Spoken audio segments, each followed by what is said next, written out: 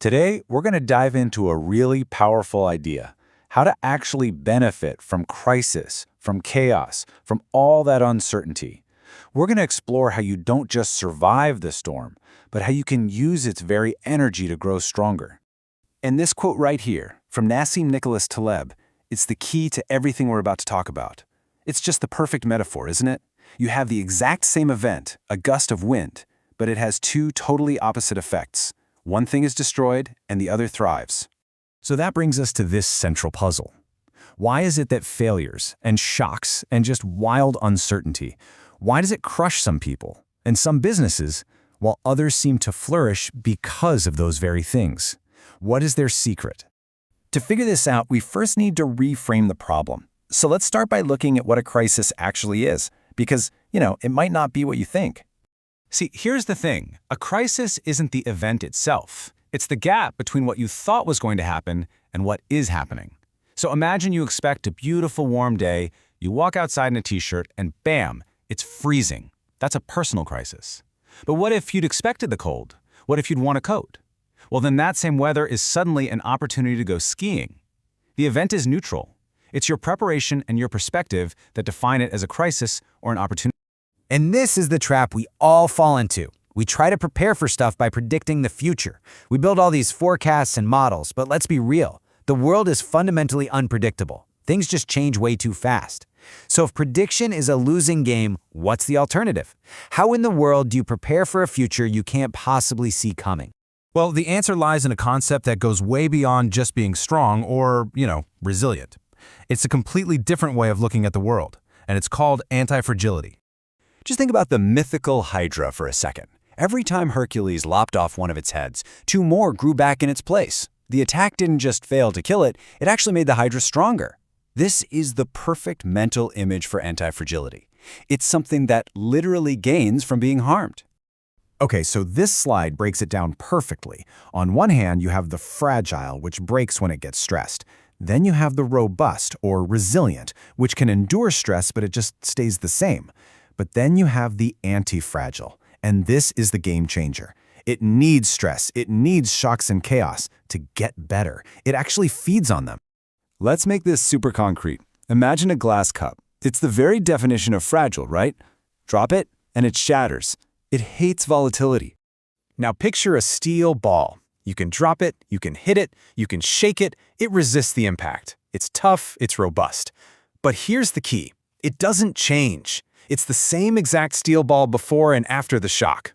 And finally, we get to the anti-fragile. It's like a bonfire. A small puff of wind might kill a little matchstick, but a strong gust of wind hitting a bonfire, it makes the flames roar bigger and brighter. It uses chaos as its fuel. So, here's the official definition for you. Anti-fragility is that quality of getting stronger from stressors. It's not about bouncing back to where you were. It's about bouncing forward to a better, more capable state than you were in before the shock ever happened. But this isn't just some cool theory. Anti-fragility is a fundamental property of pretty much any complex system that's managed to survive over time. Let's take a look at how it shows up all around us, in the real world. Just look around you. Your immune system learns from fighting off germs to become way more effective. Your muscles literally break down during a workout and then grow back stronger. Science advances through errors. Penicillin, plastic, these were accidental discoveries. Even cities can be anti-fragile. The Great Fire of London was a total disaster, but the city they rebuilt was far safer and more resilient than the one that burned down. And get this applies directly to the economy in a way that might actually shock you. Nearly half of all companies on the Fortune 500 list were founded during a recession or a bear market. Seriously? Think about it. Microsoft was born during the economic mess of the 70s. Uber and Airbnb? They came right out of the ashes of the 2008 global financial crisis. They didn't just survive the chaos, they were literally born from it. They used all that disruption to their advantage. So how do you actually apply this as a strategy? Well, Nassim Taleb calls it the barbell strategy.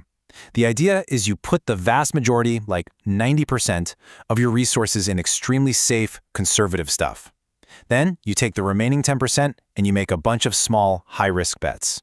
This way your potential loss is totally capped, but your potential gain is basically unlimited. You've engineered a situation where chaos can really only help you. And this is exactly the mindset of today's biggest innovators. Jeff Bezos isn't scared of failure. He literally budgets for it. He knows that out of 10 wild experiments, maybe 9 are going to fail.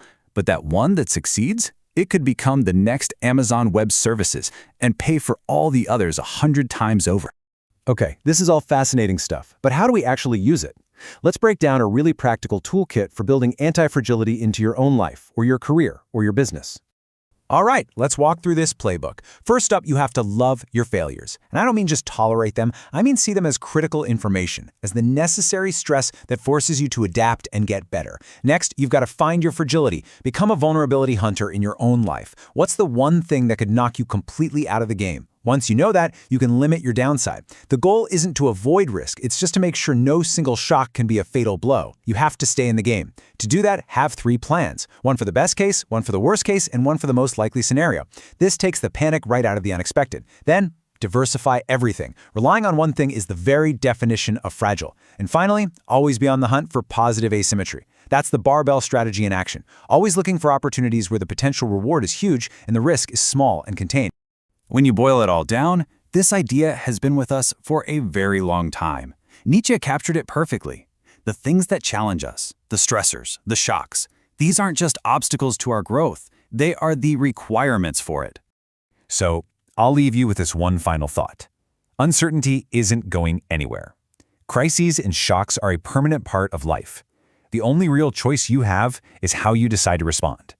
So when the wind blows, are you going to be the candle that gets extinguished, or are you going to be the fire that uses it as fuel?